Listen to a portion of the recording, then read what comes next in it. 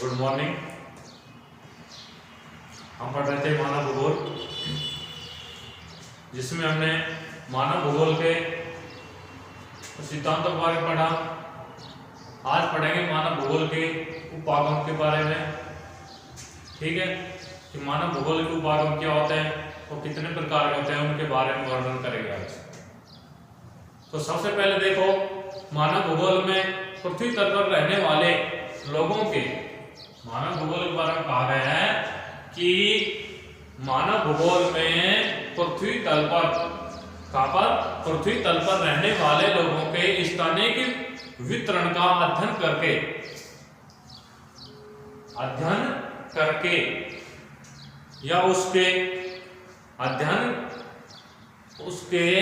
या करके पर्यावरण से संबंधों के संदर्भ में करते हैं। ठीक है, मानव भूगोल में पृथ्वी तल पर रहने वाले लोगों के स्थानिक वितरण का अध्ययन पर्यावरण से संबंधों के संदर्भ में करते हैं। अध्ययन किसके संदर्भ करते हैं? पर्यावरण से संबंधों के संदर्भ में करते हैं।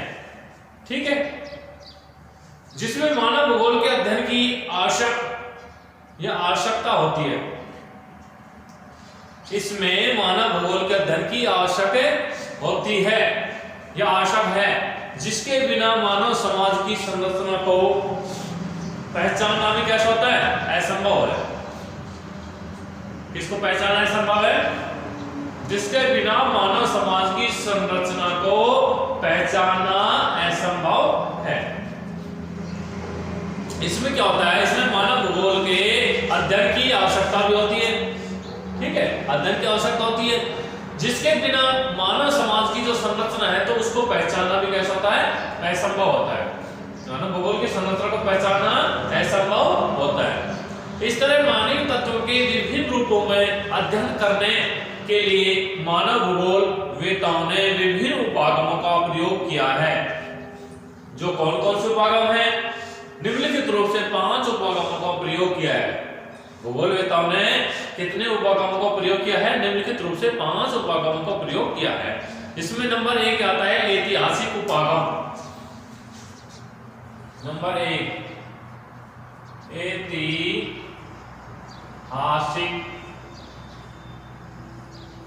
उपागम।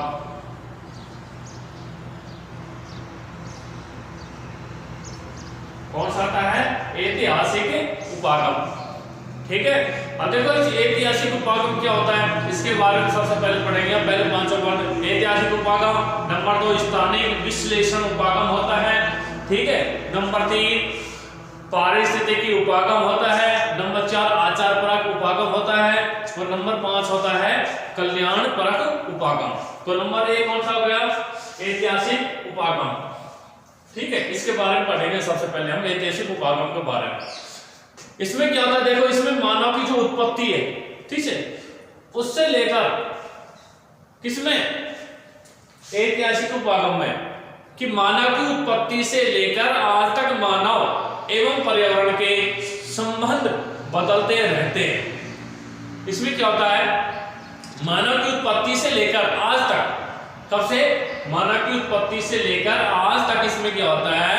आज तक मानव एवं पर्यावरण के जो भी संबंध हैं, ठीक है, जो भी संबंध हैं वो सारे बदलते रहते हैं।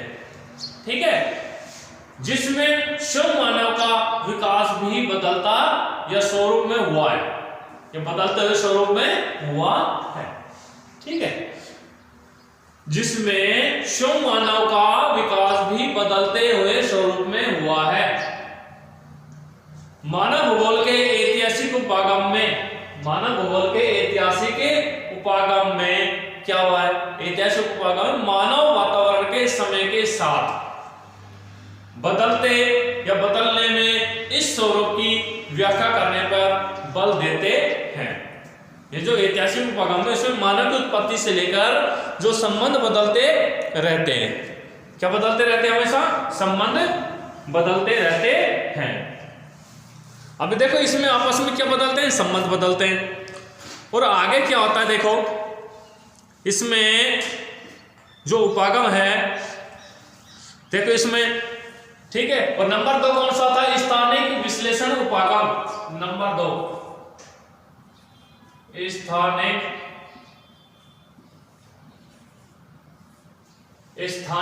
ठीक है, विश्लेषण उपागम।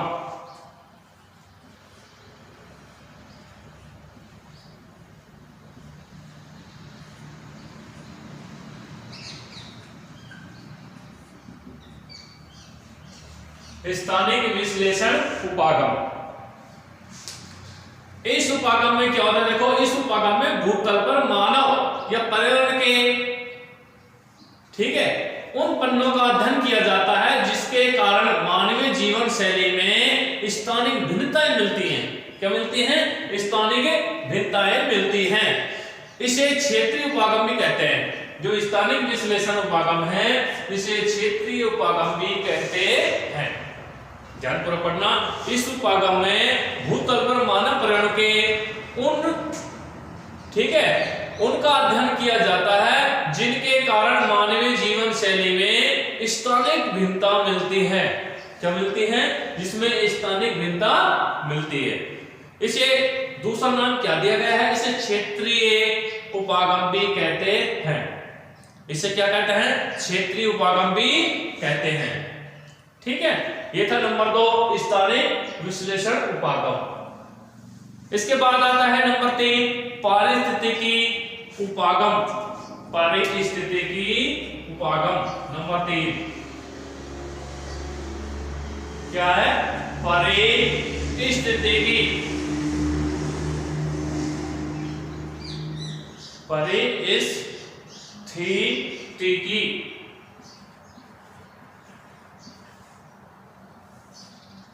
उपागम।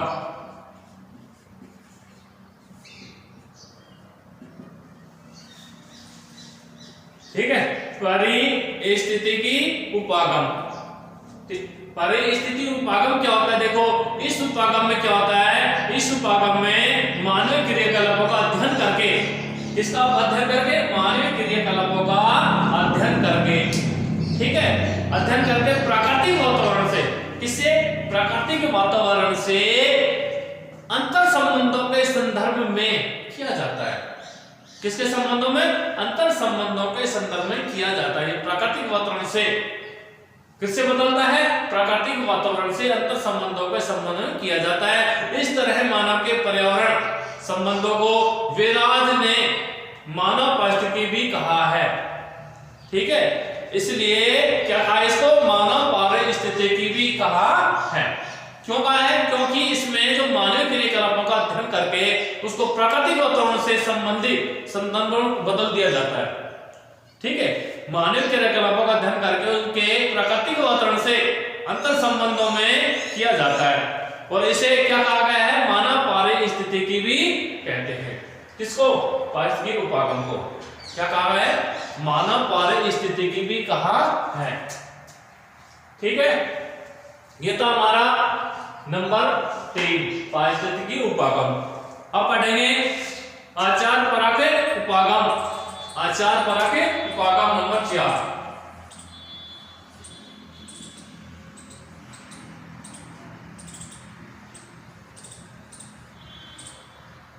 आचार परक या हाँ ये आचार परक उपागम कह दो आप।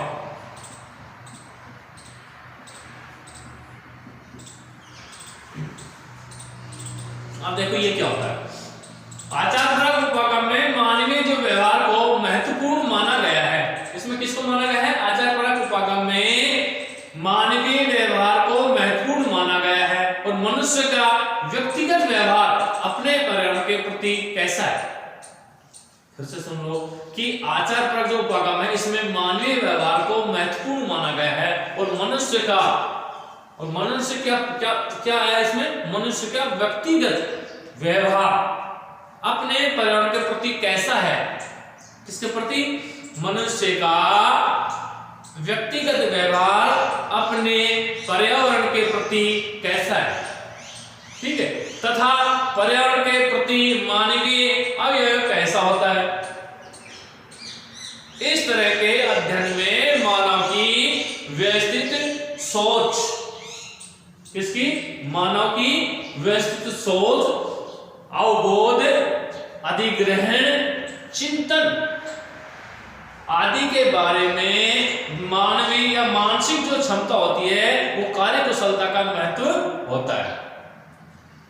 किसकी? जो मानसिक होती है, जो दिमागी होती है व्यवहार, ठीक है, उसकी सोच कैसी है, ठीक है, व्यक्तिगत अपना व्यवहार कैसा है, अध्ययन कैसी है, या चिंतन कैसा, ठीक है, चिंतन होता है मानव में। तो इस तरह के जो सारे ये चीजें होती है इनका महत्व होता है। तो वो सभी किस में आते हैं? आचार परक उपागम में आते हैं, क्योंकि आचार परक उपागम में मानव जो व्यवहार है, ठीक है, उसको महत्वपूर्ण माना गया है। आचार परक उपागम में किसको महत्वपूर्ण माना गया है? इसमें मानव का जो खुद का जो मानवीय व्यवहार है उसको महत्वपूर्ण माना गया है, उसका कैसा व्यवहार है, ठीक है, इन सभी को महत्वपूर्ण माना गया है। अब देखो इसमें जो उसकी क्षमता है, उसकी सोच है, ठीक है, उसकी चिंतन है, इन सभी के बारे में इसमें वर्णन किया गया है। वो किसमें? आचार परक उपागम में। और लास्ट आता है नंबर 5 कल्याण परक उपागम। नंबर 5 और अंतिम है कल्याण।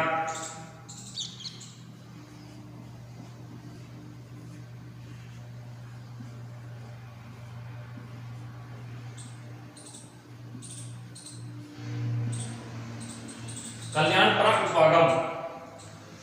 कल्याण परक उपागम देखो, इस उपागम में मानव कल्याण की भावना को केंद्रीय महत्व दिया जाता है। इस उपागम में मानव कल्याण की भावना को क्या दिया जाता है? केंद्रीय महत्व दिया जाता है। इसमें गरीबी, भूखमरी, बीमारियों या अकाल, युद्ध, चिकित्सा आदि सभी मानवीय समस्याओं का वातावरण के संदर्भ में अध्ययन किया जाता है। देखो जो कल्याण परक उपागम है इसमें किस किस का अध्ययन किया जाता है? इसमें बहुत सारी चीजें आती है।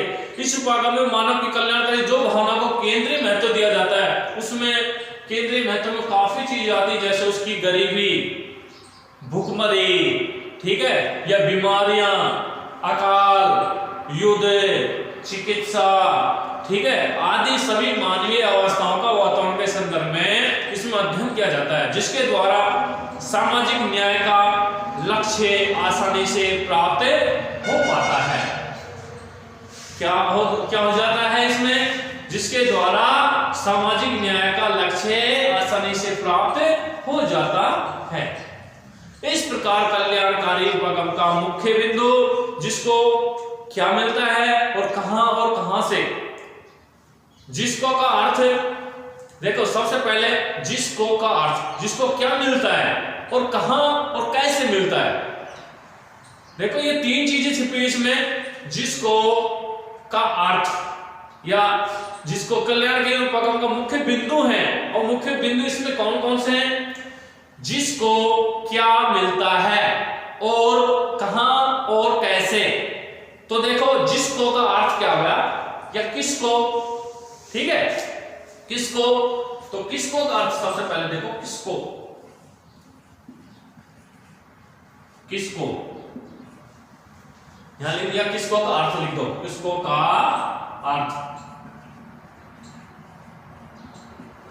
ठीक है। अब इसमें देखो किसको का अर्थ है विभिन्न सेवा व वस्तुओं की आपूर्ति, विभिन्न सेवा व वस्तुओं की आपूर्ति, विभिन्न सेवा,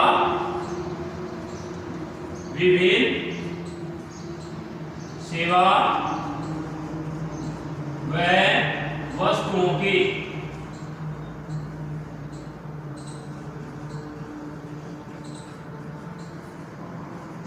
विभिन्न सेवा व वस्तुओं की आपूर्ति। क्या है? आपूर्ति। विभिन्न सेवा व वस्तुओं की आपूर्ति किसको का अर्थ हो गया? कहां का अर्थ, कहां, कहां, कहां का अर्थ। अब कहां का अर्थ क्या है इसमें? कहां का अर्थ है निवास क्षेत्र, ठीक है, निवास क्षेत्र, निवास क्षेत्र,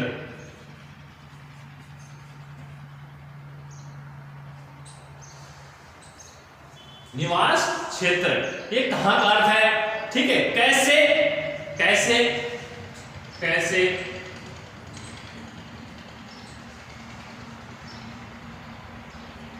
अब कैसे का अर्थ क्या है? कैसे प्रक्रिया के लिए दिया गया है, कैसे का अर्थ होता है प्रक्रिया से लिया गया है। प्रक्रिया कौन सी प्रक्रिया अपना है? प्रक्रिया से लिया गया है। किससे लिया गया है? प्रक्रिया से लिया गया है। कैसे का अर्थ क्या हो गया? कैसे का अर्थ हो गया प्रक्रिया से लिया गया है। मैंने भी बताया था इसके मुख्य बिंदु कहाँ है, किसको क्या मिलता है और कहां किसको। तो किसको का अर्थ इसमें आ गया, किसको का अर्थ है विभिन्न सेवाओं वस्तुओं की आपूर्ति। ठीक है, ये तो किसको हो गया। कहां, ठीक है, कहां और कैसे। तो कहां का अर्थ हो गया निवास क्षेत्र और कैसे का अर्थ हो गया प्रक्रिया से लिया गया है। मानव भूगोल में उपागम का विकास, ठीक है, किसका विकास, मानव भूगोल में उपागम का विकास डेविड स्मिथ ने किया था। याद रखना, किसने किया था? इसका विकास डेविड स्मिथ ने किया था मानव भूगोल का। इसमें सारी चीज हमने पढ़ी है उपागम में, बहुत इंपॉर्टेंट है उपागम, इसके बारे में हमने पढ़ा है। तो इसमें याद रखना, ठीक है, इस प्रकार का लड़का जो उपागम होता है उसके मुख्य बिंदु हमने आपको बता दी है। ठीक है, किसको, कहां और कैसे। ठीक है, जैसे कि देखो उसने कहा किसको क्या मिलता है और कहां और कैसे। ठीक है, किसको क्या मिलता है, कहां और कैसे। तो किसको हमने बता दिया, कहां और कैसे का। तो याद रखना मानव भूगोल के जो उपागम है उसका विकास डेविड स्मिथ ने किया था। ठीक है, ये थे हमारे आज के उपागम के बारे में, मानव भूगोल के उपागम। इसके बाद ये क्वेश्चन खत्म होता है। नेक्स्ट चैप्टर नेक्स्ट डे पढ़ाएंगे आपको। धन्यवाद।